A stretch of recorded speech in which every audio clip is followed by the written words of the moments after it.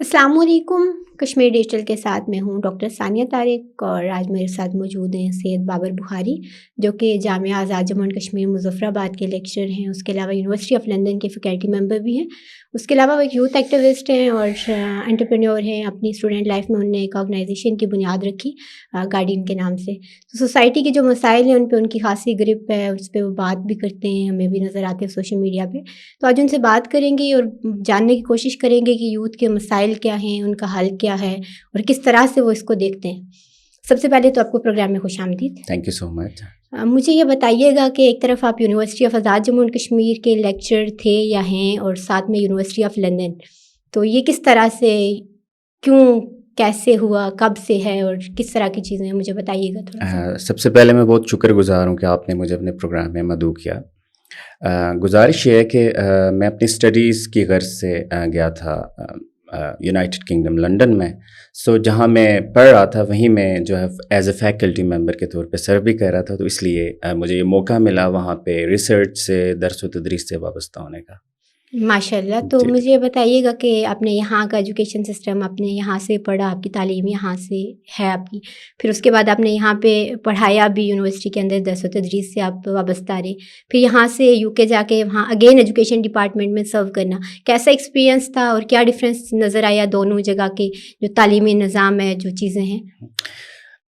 Heel of difference ہمارے ہاں تعلیمی نظام میں، اور زیادہ تر ہم ایک لفظ یوز کرتے ہیں، اور یہ اگر غیر شائستہ لفظ ہوا تو اس کے لیے میں معافی بھی چاہوں گا، لنڈے کا.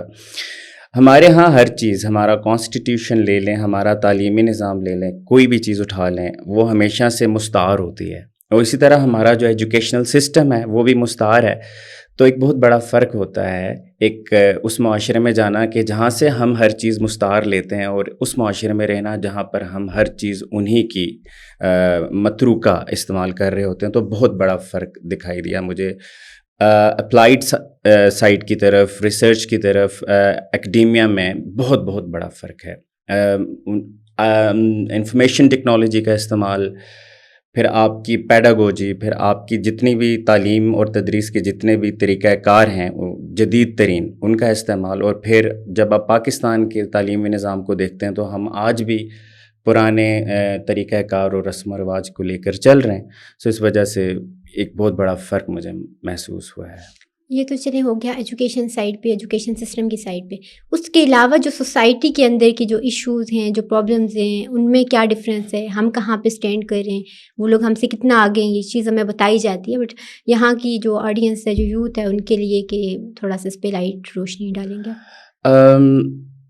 اگر میں یہ سوچوں یا اگر میں آپ سے کہوں کہ ہمارے ہاں، ہمارے پاکستان کے اندر بطور خاص اور کشمیر میں ہمارا سب سے بڑا پرابلم کیا ہے، آج آپ اٹھا کے دیکھیں، مختلف ابحاث آپ کو ہوتے ہوئے دکھائی دیں گی. کہیں آپ کو نظر آئے گا کہ ہمارا سب سے بڑا ایشو جو ہے وہ اکانومی ہے، کہیں آپ کو نظر آئے گا کہ ایتھیزم ہے، کہیں آپ سوچیں گی کہ یہ تھیزم ہے.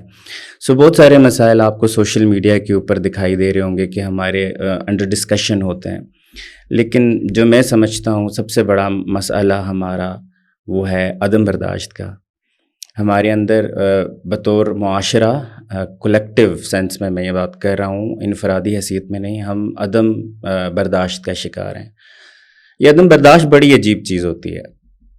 یہ پہلے مرحلے میں تو ہماری جو سماعتیں ہیں نا ان کو کمزور کر دیتی ہے، ہم بہت پور لسنرز ہوتے ہیں. اور دوسرے مرحلے پہ جا کر یہ ہمارے ساتھ یہ کرتی ہے کہ کوئی بھی رائے اگر ہمارے سامنے ٹیبل پہ رکھی جائے اس کو ہم ذاتی حملہ تصور کرتے ہیں.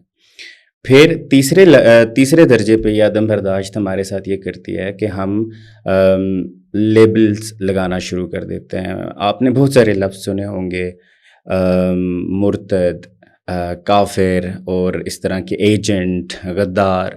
یہ لیبلنگ ہماری شروع ہو جاتی ہے. اور چوتھے سٹیج کے اوپر ہم ڈی مارکیٹنگ یعنی نیگیٹو مارکیٹنگ کرنا شروع کر دیتے ہیں، پروپیگنڈا شروع کر دیتے ہیں. یہ صرف اور صرف اس کے پیچھے اگر کوئی ایک روٹ کاز ہے تو آپ کا عدم برداشت ہے. اس برداشت کو لے کر اس معاشرے کے اندر بہت زیادہ سینسٹیوٹی ہے. اور میں دیکھ رہا ہوں کہ ہمارے سوشل میڈیا ایکٹیوسٹ، ہمارے لکھنے والے، ہمارے کرٹیکس، ان کا دھیان اس طرف نہیں ہے. حالانکہ اور اگر اس معاشرے کی بات کی جائے تو سب سے بڑھ کر دیکھیں مسائل ہر جگہ پر ہوتے ہیں، لیکن ان مسائل کو کس طرح سے پراپرلی ایڈریس کیا جا رہا ہے یہ امپورٹنٹ ہوتا ہے. ان مسائل کو بہت اچھے سے وہاں ٹیکل کیا گیا ہے. وہاں آپ کو فریڈم آف اسپیچ ہے، آپ اپنی آزادی اظہار رائے ہے، اور اس کو بڑی آسانی کے ساتھ آپ اگر کسی سے ڈفر کرنا چاہتے ہیں، آپ ڈس ایگری کرنا چاہتے ہیں، تو آپ کو بڑی سہولتیں میسر ہیں وہاں پر. یہاں پر رہ کر اس متشدد معاشرے کے اندر نہ سوال پلپ سکتے ہیں اور نہ ہی فکر پلپ سکتی ہے. تو یہ آپ نے بات کی سوشل میڈیا ایکٹیوسٹ کی، آپ نے بات کی سوشل میڈیا کی اس پہ ایشوز ہائی لائٹ کرنے کی. تو کیا آپ سمجھتے ہیں کہ یہ جو انٹالرنس ہے یا یہ جو چیزیں ہیں اس کے پیچھے سوشل میڈیا کا ہاتھ ہو سکتا ہے یا کنٹریبیوٹ کر رہا ہے کہیں نہ کہیں سوشل میڈیا اس سارے جو سوشل میڈیا بہت بڑا انقلاب ہے. سوشل میڈیا ایک بہت بڑا، اگر میں معجزاتی سائنس پہ اس طرح سے بلیو نہیں کرتا ہوں، لیکن میں احترام کرتا ہوں. اگر میں اس کو معجزے ہی کے تناظر میں دیکھوں تو میں کہوں گا سوشل میڈیا آج کا بہت بڑا معجزہ ہے. اس نے ایک عام آدمی کو پلیٹ فارم دیا ہے. وہ آدمی جو پلیٹ فارم سے محروم تھا اور وہ اپنی ایک آزاد رائے رکھ سکتا تھا، اس کو ایک پلیٹ فارم مل گیا، ایک عام آدمی کو. ڈیموکریٹائزیشن آف وائس ہوئی ہے، آپ کی آواز جو ہے اس کو ایک پلیٹ فارم ملا. لیکن ساتھ ہی ساتھ میں یہ عوام کی عدالت بھی بن گیا. آپ کا سوشل میڈیا سارے ایشوز ہائی لائٹ ہونے لگ گئے، اور وہی عوام ڈفرینٹ بیک گراؤنڈز اور ڈفرینٹ ایجوکیشنل لیول میں ہوتے ہوئے یہ عوام کی عدالت کی طرف بڑھ گیا. پھر اتنا زیادہ انفارمیشن فلو آیا کہ یہ انفارمیشن ہائی وے بن گیا یہ سوشل میڈیا. لیکن جو سب سے بڑا پرابلم اس سوشل میڈیا کے ساتھ ابھی چل رہا ہے، دیکھیں بہت سارے پلسز ہیں، میں یہ نہیں کہہ رہا ہوں کہ سوشل میڈیا کی کوئی خیر نہیں ہے، بہت ساری اس سے خیر وابستہ ہے. لیکن جو سب سے بڑا پرابلم آیا وہ ڈیجیٹل اور انٹلیکچوئل پولرائزیشن کا ہوا ہے. مثال کے طور پر آپ اور میں، ہم کیا کرتے ہیں، ہم اپنے ہم خیال لوگوں کو فالو کرتے ہیں. ہم مکتب اور ہم اثر لوگوں کو فالو کرنا شروع کر دیتے ہیں. یہی تو ہمارے معاشرے میں پہلے سے بھی ہوتا آ رہا تھا. میں تقریباً انہی لوگوں کو فالو کر رہا ہوں جنہیں میں سننا چاہ رہا ہوں، جو مجھے لگتا ہے میری نظر میں میرے مسلک پہ یا میرے نظریہ پہ یا میرے تھاٹ پروسیسز سے ہم آہنگی رکھتے ہیں. تو یہ کیا ہوتا جا رہا ہے؟ ایک قسم کی ڈیجیٹل پولرائزیشن کریٹ ہو رہی ہے، اور مجھے ایک الٹرنیٹ اوپینین جو ہے وہ دکھائی نہیں دے رہا ہے. میرے پاس آپشنز نہیں آ رہے ہیں، آلٹرنیٹیوز نہیں آ رہے ہیں. تو یہ ایک نقصان ہوا ہے کہ ہم سوشل میڈیا کے ذریعے ڈیجیٹل پولرائزیشن کی طرف چلے گئے ہیں، اور اس سے انٹلیکچوئل پولرائزیشن ہو گئی ہے. اس چیز نے مزید مستحکم کیا ہے. میرے پاس دن بھر میں، اور اوپر سے سوشل میڈیا الگوریدمز کا کمال یہ ہے کہ وہ چن کر میرے سامنے وہی اسکرپٹ، وہی ریلز، وہی مٹیریل، وہی کنٹینٹ لے کر آئیں گے جو میں سننا چاہتا ہوں، جو میں دیکھنا چاہتا ہوں، نہ کہ جو حق پر ہے، جو الٹرنیٹیو رائے رکھتا ہو جس میں کوئی انسان اور کوئی اوپینین میں سن سکوں. تو اس سے ایک ڈیجیٹل پولرائزیشن ہوگی. میں سمجھتا ہوں کہ اصل مسئلہ ٹیکنالوجی کے اندر نہیں ہوتا ہے، اس کے استعمال میں ہوتا ہے. اگر ہم ہیومن ڈیولپمنٹ پہ، شعور پہ انویسٹ کریں تو آج بھی ہم ان چیزوں کی جو ہے وہ پازیٹیو ایسپیکٹ سے فائدہ اٹھا سکتے ہیں. ایسا ہی ہے، کوئی بھی ایجاد ہے وہ اچھی یا بری نہیں ہو سکتی، وہ ڈیپینڈ کرتا ہے اس کے استعمال پہ. تو آپ کے وقت کا بہت شکریہ.